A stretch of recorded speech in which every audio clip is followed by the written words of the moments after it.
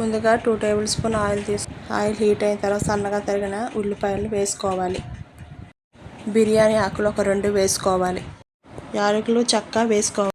అవన్నీ మిక్స్ చేసుకొని ఒక 2 రెబ్బల కరివేపాకు వేసుకోవాలి. 1 స్పూన్ పసుపు వేసుకోవాలి. వేసుకున్న తర్వాత మిక్స్ చేసుకోవాలి. 1 స్పూన్ అల్లం వేసుకొని వేపుకోవాలి. అల్లం వేగిన తర్వాత చికెన్ ఇలా మొత్తం వేసేసుకొని ఆ చికెన్ని మంచిగా కలుపుకోవాలి గంటెతోటి. రుచికి సరిపడ్డ కారం వేసుకోవాలి. ఒక 2 స్పూన్లు కారం తీసుకుంటున్నాను నేనైతే.